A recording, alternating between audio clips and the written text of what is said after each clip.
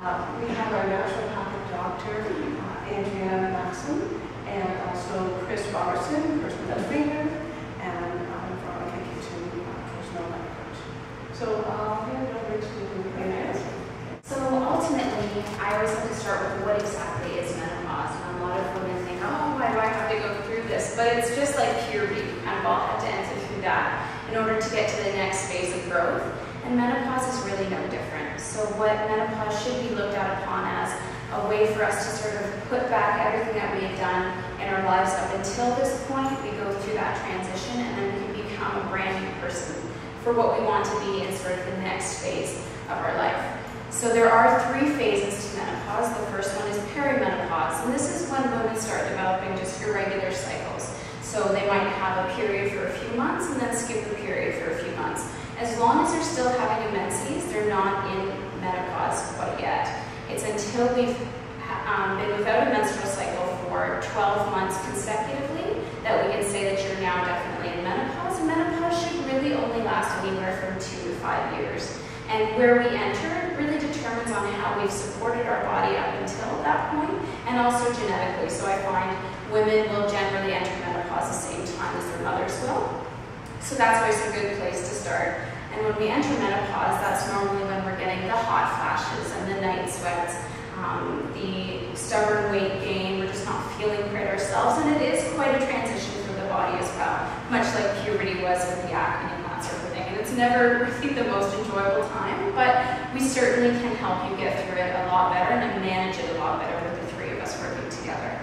And then post-menopause is generally once we've gone through all of the hot flashes, that's all done. The insomnia and the night sweats has ceased, and we're kind of just setting sail on the rest of our life without having to worry about all of those other symptoms. The one thing I have written here just in the asterisk is watch for post-menopausal bleeding, simply because if you start your period again and you've already been through menopause and you know that you have, that is something that you definitely have to get checked out pretty soon with your medical doctor, so just be aware of that.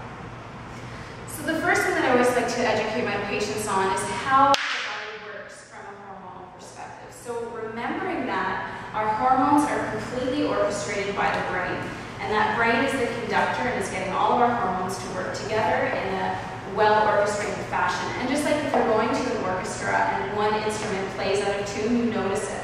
And that's really what's happening through menopause. So normally when we are having our regular cycles and we are of reproductive age, our hormone cycles will look like this. And it should stay like that. If we have any dips or any flat lines of any of these hormones, then we have to start watching. From a naturopathic perspective, this is sort of the main chart that I always go to. So I really need my patients to understand that when it comes to our endocrine health or our hormone health, these 3 organs are the main ones that we have to focus on. So the ovaries are what we're really focusing on with menopause. They're slowly shutting down because we're losing the number of eggs that we produce. And every woman is born with 400 viable eggs. And every cycle we have, we are ovulating those eggs. If it doesn't become fertilized, then we're having our menstrual cycle and we start the process over again. When we're hitting menopause, it's because those eggs are slowly running out.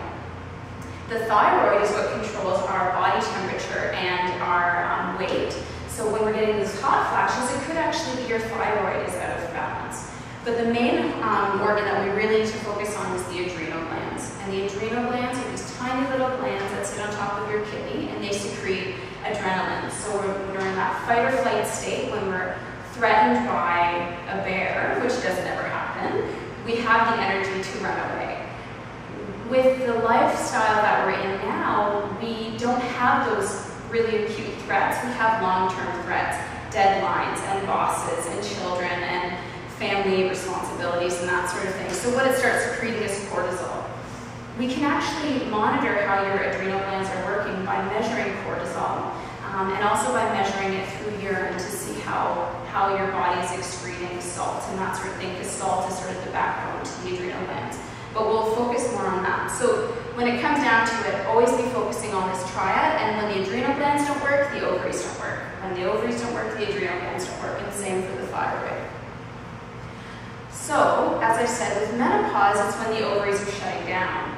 Now, when we're looking at this triad, they're not equally weighted. If you want to think of this as a three-legged stool, 2/3 of the weight is actually on the adrenal glands, and the other third is distributed between the ovaries and the thyroid. So when the ovaries shut down, all that work that they were doing is now put onto the thyroid and the adrenal gland shoulders. Because the adrenal glands hold so much weight, if those aren't supported before entering menopause or during menopause, generally women will have a lot worse symptoms than they would otherwise. So women that have taken care of their stress levels, learned how to manage stress and that sort of thing, generally sail through menopause quite easily. But those that have had very stressful, traumatic lives or just have been under the gun right up until that point, they generally will have a lot worse symptoms. But not saying that you're out of luck. We can certainly start supporting them now, but the sooner the better. So what happens is when those ovaries shut down, the brain doesn't quite get the signals.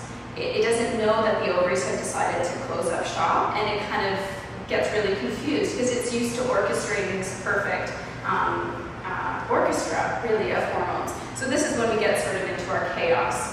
And this is kind of what menopause is. We don't know when the hot flashes are going to happen. We don't know when the night sweats are going to happen. We don't know why we're gaining weight. And it is kind of a chaotic time.